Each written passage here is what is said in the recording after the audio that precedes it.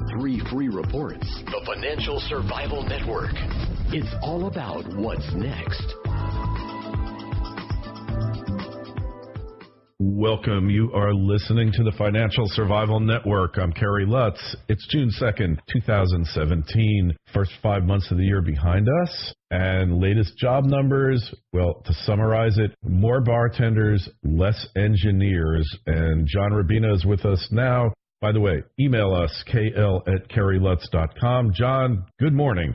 Morning, Kerry. Yeah, good timing today, too. We had a brutal jobs market report that was just released, and basically it shows way fewer jobs being created than expected. Big revisions to past month's reports, which wiped out a lot of jobs. And the internals are even worse than the headline numbers because we lost 367,000 full-time jobs in the last month and gained 133,000 part-time jobs. So not only are we not creating as many jobs as we expected to, but the jobs we are creating are mostly part-time jobs. And 608,000 people left the labor force, which reversed a trend of people coming back into the labor force in previous months. So this looks like the kind of thing that we saw, 2 years ago when the unemployment rate goes down, but everything else is terrible about the report.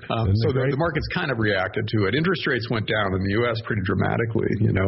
Treasury bond yields now are at pretty close to their low level for the past 12 months, which implies a slowing economy and money flowing back into fixed income. Stocks didn't necessarily react too much to it. The Dow and the S&P, let me see, as we speak, are up slightly, So low interest rates are also kind of sort of good for stocks, although with kind of a mixed message. If low interest rates imply a weak economy, that's bad for stocks. But if they imply a better trade-off or a better comparison between dividend yields on equities and bond yields, then that's good for stocks. So stocks basically went up again. Everything is good for stocks. You know that. No matter what happens, we're living in the best of all possible worlds. Candide and Zadok. Yeah, well, what everybody expects, I think, is the Fed to come in at some point and start buying equities explicitly instead of doing it secretly through the plunge protection team. It's just going to be explicit government policy to support the stock market by creating money out of thin air and buying equities. Now that, in the short run, that's good for equity traders. It means you got this big buyer in there pushing up prices kind of indiscriminately. In the long run, it's horrendous because it paralyzes the price discovery mechanism of markets. You and I have talked about this a bunch of times, Kerry. So your listeners probably don't need to hear it again, but it's just a disaster for the concept of capitalism as a wealth creating machine, And what markets do is, when they're actually working, is they allocate capital efficiently from people who have it to people who want to put it to work to create jobs and create wealth in general. But that only works if the price signals that markets generate from free people pursuing their own interests mean something. And if you've got governments in there distorting markets for public policy reasons, then those markets don't work anymore. See, that just goes back to the misunderstanding about how an economy works on the part of the political class and the Keynesian economists who advise the political class. They look at the private sector as this ATM machine where you go to get cash in order to pursue the really important stuff, which is what government is doing, and they don't understand how that wealth is created. They don't understand how the money gets put into the ATM machine to begin with. And it gets in there by markets efficiently allocating capital and creating wealth. Well, if you distort that process, then the wealth creation process grinds to a halt. The ATM doesn't get filled up with cash, and you don't get to withdraw that cash to do stuff with it. It's like Margaret Thatcher's old saying that socialism always breaks down because it eventually runs out of other people's money. And that's what's happening in this world today. Or go back to Atlas Shrugged by Ayn Rand, which you can criticize on a lot of levels, but its basic message is profound, which is that when government gets too big and too powerful and starts distorting markets, capital goes on strike. And the creative class basically just leaves the game and says, you know what, if you're going to make it impossible for me to create wealth, I'm not going to bother. I'll just take what I've got and I'll go enjoy my life. I'll sleep in, I'll, ride around on my yacht with fun people. And hang out with Elon Musk. I mean, look, and the important thing to realize is that this isn't theoretical, right? It's not a theory. It really works this way. People say, well, that's the way it used to work, in the age of the robber barons, but now we're in a different era. But these are economic laws that you really defy at your own peril. Because absolutely. That's not to say there should never be any regulation. I actually am a big fan of antitrust regulation. I think you should limit the size that entities can expand into, because they become market distorters themselves once they get too big. That we have like 6 banks controlling most of the housing market in the U.S. and most of the rest of the financial markets in the world means that we don't have free markets anymore.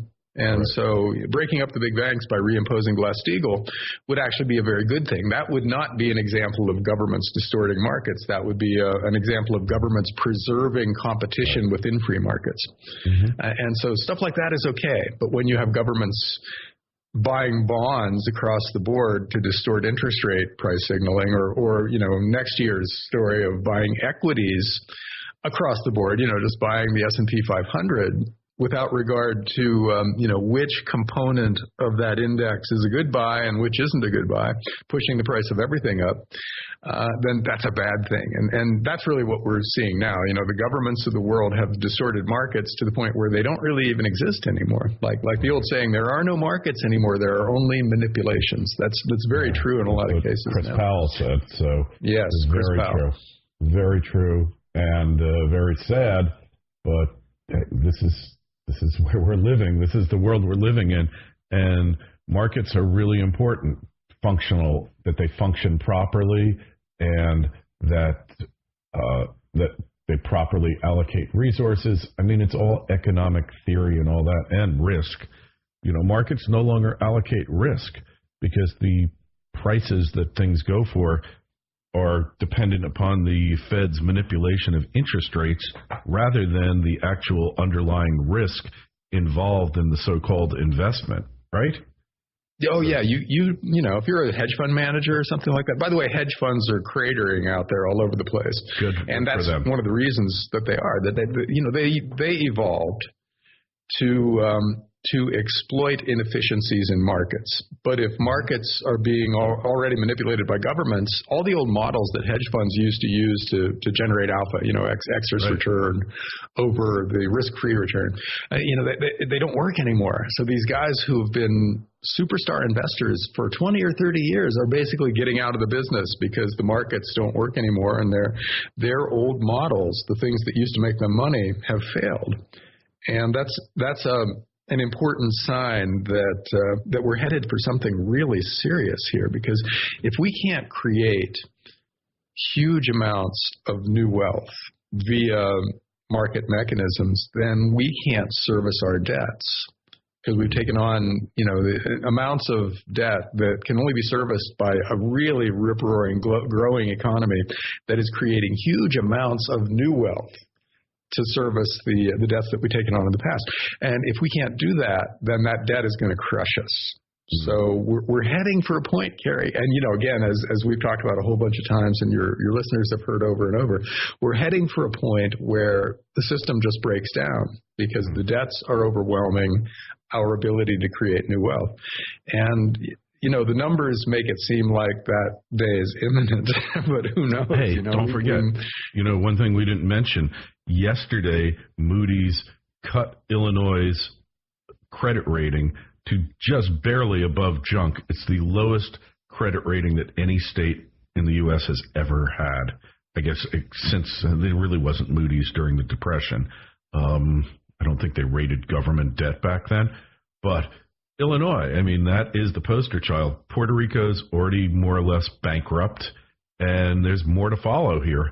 So something has to give, and I don't think that the feds are just going to print money up and bring these states back to even or less underwater than they are. There's got to be fundamental reform in our financial system, which means in the public pension sector. It's got to happen because what is the alternative here, John? Well, the alternative is a gigantic crisis, Gary. And Illinois is probably the catalyst for that part of the process. There are a million things that could blow up and tip the system over into a crisis. And state and city pension plans are definitely on that list, and Illinois is definitely the first of the major ones to go. They're already functionally bankrupt. They haven't had an actual budget for years, and they're borrowing to fund their pension plans, but they're still underfunding the pension plans. The whole pension bond idea is just shocking. Basically, what really badly run states do now is they borrow money and they use it to fund their pension plan on the assumption that the pension plan will generate more return, a higher return with that money than the state has to pay to borrow. Okay? Arbitrage. And it's an arbitrage. It is. It's an arbitrage that will blow up in their face because in a market downturn, the pension fund will generate a negative return. They will actually lose money on their stocks and bonds, while the state will still have to pay that interest rate on the money that it borrowed. Right. So that widens their liability gap, between what they have and what they should have, rather than narrowing it, and brings them that much closer to blowing up. And having their bonds be downgraded by Moody's and S&P and Fitch means that the interest rate that they have to pay goes up, which makes it that much harder for their pension plan to exceed the interest rate on the stuff that they're borrowing. So it brings them closer and closer to just a flat-out default, at which point the federal government will have to step in. This will be like Fannie Mae and Freddie Mac blowing up in 2008, Correct. times 5 or 6. The underfunded pension plans around the country are immense. And if Illinois goes, then New York and Kentucky and New Jersey and California will follow. And Connecticut. Don't forget Connecticut. Connecticut might be right up there with Illinois, apparently, which makes no sense since Connecticut is home to all the hedge funds, where they should run a budget surplus year after year after year in good times and have a rainy day fund that dwarfs the budgets of most states, but apparently not. Apparently they're so badly run that they're going to blow up too. Interesting that you should mention that, John, because there was just an article by I think it was the guy who runs Connecticut, their chief fiscal officer, but basically the 50 people who paid the most taxes in the great state of Connecticut basically aren't making as much money as they did 10 years ago, which gives lie to the whole meme that the top 1% are doing better than the great unwashed masses or the remaining 99%. It tells me that, they've made money and they've made back a lot of their losses, but still the struggling economy, they say a rising tide lifts all boats. Well, a declining tide lowers all boats. Yeah, and if one of these big states goes, we'll see the tide go out for everybody. Yeah. Because once one state blows up, say Illinois is forced to default or declare bankruptcy or do something that shines a light on how bad their finances are, then we start looking around for who's next. Right. States can't go bankrupt under federal law. There is no means for them to do it. But all of their authorities and all their subdivisions under them can. So I would say that there's going to be some kind of, if it's not a legislative solution to states declaring bankruptcy, it will be a judicial created way of doing it. And, the legislature in Illinois, they just don't, the judicial system there, the judges, the Supreme Court, they don't care about anything because they tried to reform their pension plan just a little bit, and it was struck down by the Illinois Supreme Court. You can't screw around with pension plans. They are sacrosanct. And this is madness because, it's just a total refusal to, face reality by the courts. Say, no, we'll just tax them till they die, and we'll worry about it later. Well, see, that's a symptom of late-stage decadent capitalism with fiat currency, where you haven't had to say no to anybody for decades because you've got this currency that you can just create out of thin air and just hand to people. Great. And so the entire political class, from the beginning, from the courts all the way through the legislatures and the executive branches around the country, none of these guys have ever had to prioritize. So they have no idea how to look at a situation and say, all right, listen, we need to cut this thing. Yeah. And then we need to cut that over there. And then we need to take more from here. You know, they don't do anything like that. They just spread the wealth around by creating new currency and handing it to people. So these guys are temperamentally and intellectually unequipped. And dishonest. Yeah, I mean, dishonesty is kind of a given for these but guys. Intellectually dishonest. Intellectual dishonesty, right? I mean, they've been honest in terms of the situation within they've been operating. Mm-hmm. You know, because they've had all this money that they could hand out to people and they could get away with what they were doing. So to them, it was operating honestly because the system's rules were set up in such a way that they were kind of sort of supposed to do what they did. But now the system is blowing up and they have no idea what to do because they've never had to just sit down with a major constituent and say, now you can't have that. You know, we got to cut your pensions. We've got to dramatically raise your taxes. You know, they've never had to do anything like that. So they're just stumped. They have no idea. And so what has to happen is a crisis has to take place which flushes out the old political class and ushers in a new political class that's willing to take on these issues. But usually, the crisis has to be pretty immense for something like that to happen. You know, for us to do away with fiat currency, which is really the root of our current problem, to go back to some kind of a gold standard, can you imagine what the list of alternatives would have to be for the world's governments to actually choose giving up their printing presses as the least evil thing that's going to happen to them? You know, they would have to be staring at a Weimar-style hyperinflation or a 1930s-style capital D depression before going back to a non-fiat currency would seem like the best alternative. So we got to have a gigantic crisis before all this stuff is resolved. And the question then becomes, what's the catalyst? What blows up first? and it could well be state and local pensions. It could also be a lot of other things, normalizing interest rates, Kerry. I'm working on a magazine article now about, what happens if interest rates go back to historically normal levels and the numbers are breathtakingly bad, Japan ceases to exist as a sovereign country if that happens. Europe is just like it's blowtorched, that Europe can't function with normal interest rates. In the U.S., of course, we'd be adding $1 trillion a year to government spending if we let interest rates go back up to 6 or 7 or 8% where they used to be. Yeah.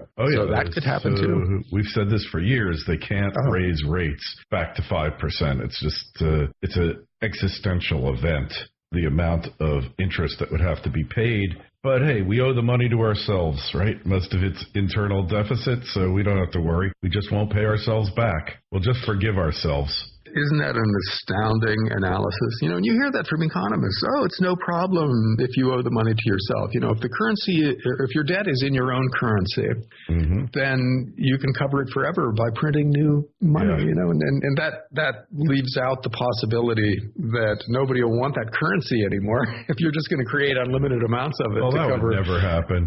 That would never happen. Never happen. The fact that it's happened 1,000 times in previous human history should mean nothing. Don't just ignore history. Ignore the Roman Empire and Weimar Germany and post-revolution France. Those aren't good examples because they happened a long time ago, and the world is different today. But the fact is, financial laws, as you said, are actual laws.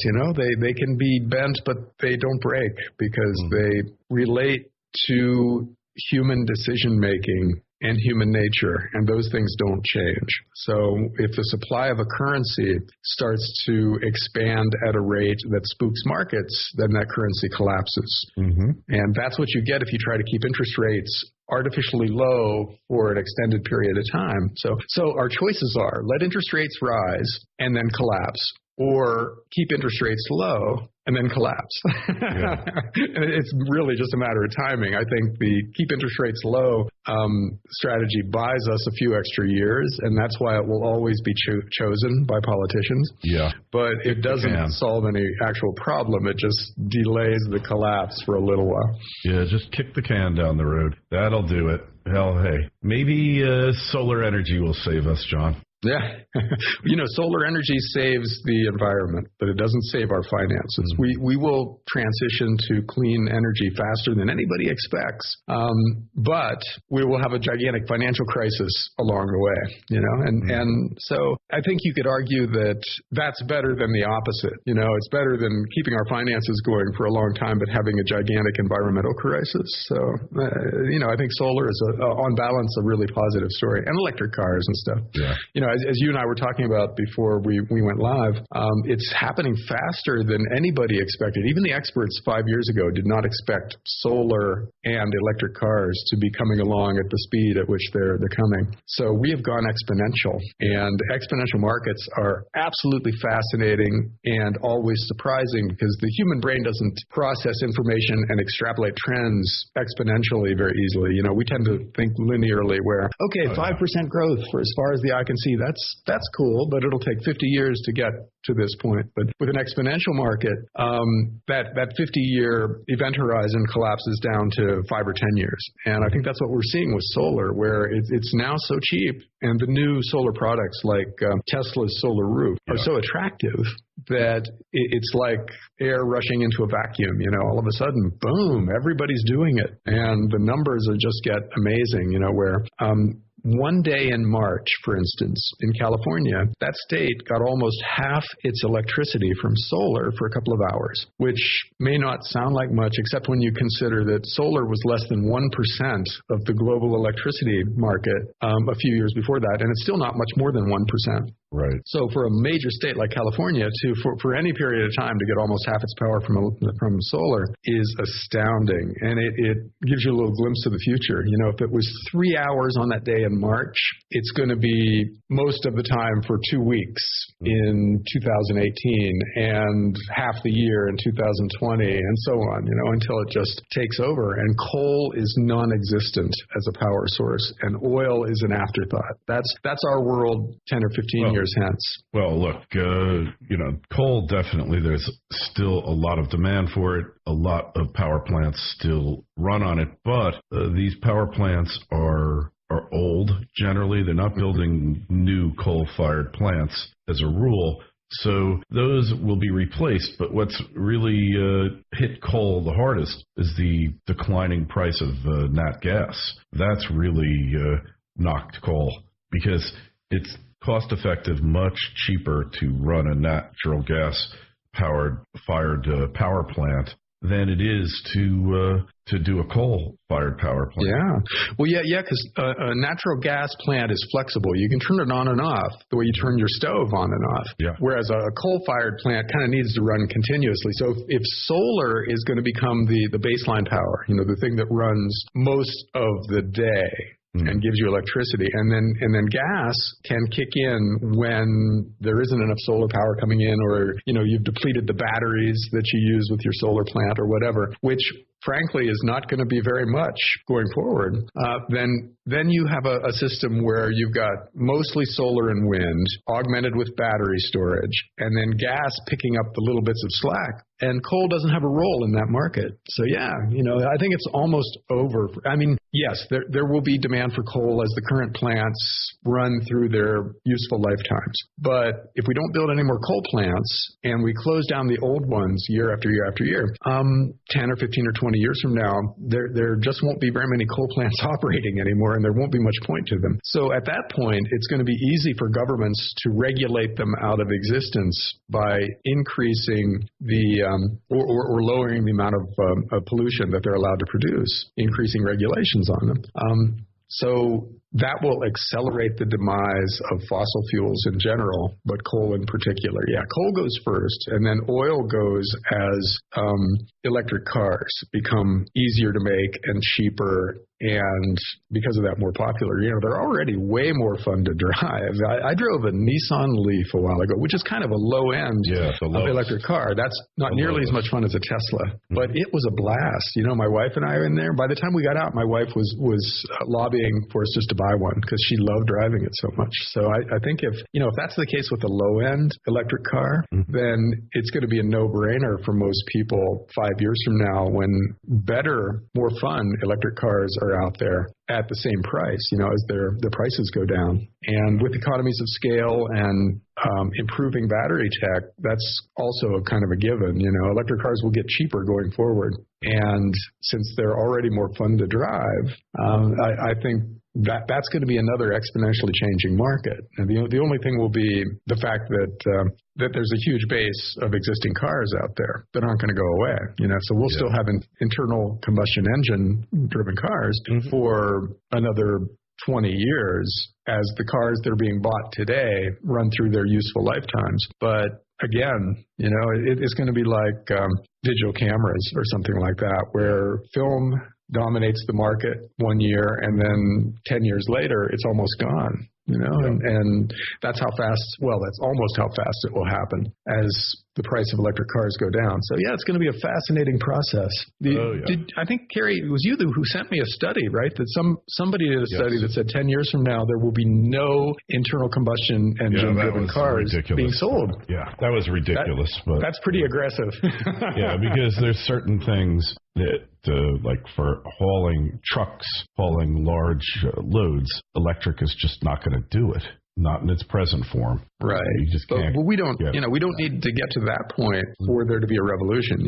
If it's just 40% of the cars on the road are electric, something like that, which that's an astounding change. And something like that could happen in the next 15 years. Yeah. I don't know about 40%, but it's going to happen. I think politically it's wanted, and I think it just makes certain sense. And then it's going to be interesting. So, hey, we didn't mention today gold is up $12.40 the ounce to around $12.78 and change. Silver's up 26 to $17.53. Probably, if you were listening to the news, they'd say it's because of the lousy jobs report. But this is what's been happening for a while. I guess we're not going to really get any movement in metals till gold breaks 1,300 again. But we're getting to a good seasonal spot. Summertime, Indian wedding season. Got to pay out those dowries if you want to get rid of your daughters, right? So that's kind of what's happening there. Yeah, gold and silver will take off, and you'll have to be there when it does, because otherwise it'll be like what happened with Bitcoin just lately here, where one day it's 900, and the next day it's 1,700, and the week after that it's 2,700. It's absurd, but Bitcoin is a parabolic market, and I believe in the long run Bitcoin is going to go a lot higher, but it's going to crash out here, just like it did last time. It's going to crash and burn. I don't care who's buying it, how many Chinese want it, et cetera, et cetera. It's parabolic, and you can't sustain a parabolic rise. And it's a market, right? Bitcoin a market. Well, Kerry, we need to devote a whole show to this sometime, because I think what's happening now is fascinating in the cryptocurrency space, because Bitcoin is soaring in part because its supply is limited by the algorithm that determines how you create it. Right. But the supply of cryptocurrencies in general is not limited. There's very low barriers to entry to that market, which means you need to view Bitcoin in the context of the cryptocurrency space. In other words, what's the total supply of cryptocurrencies? Yeah, infinite. And it's infinite, which means the cryptocurrency concept could ignite a hyperinflation, right? If everybody's bringing new coins to market, then and they're being accepted by users, then the supply of that kind of currency goes up exponentially. It's an interesting idea. It's like mining stocks. It was difficult to create a new publicly traded mining company, but the Wizards of Vancouver can create a mining company. You snap your fingers and they could have one. And it used to be difficult to create cryptocurrencies, and now any idiot with a computer and is able to program in C++ can create a cryptocurrency, right? Anyone can do it. Bitcoin is not even 50% of the cryptocurrency market anymore.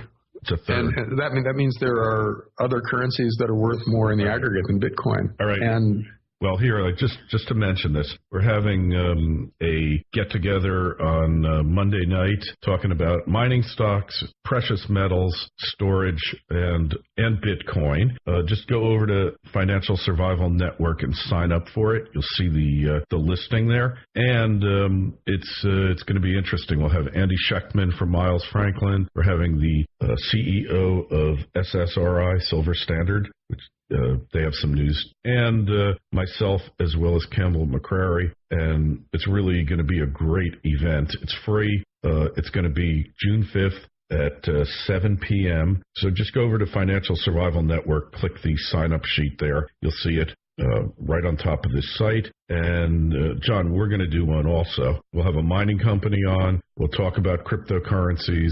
We'll talk about storage. And I think it's going to be a great event. So I figure next month we'll do one.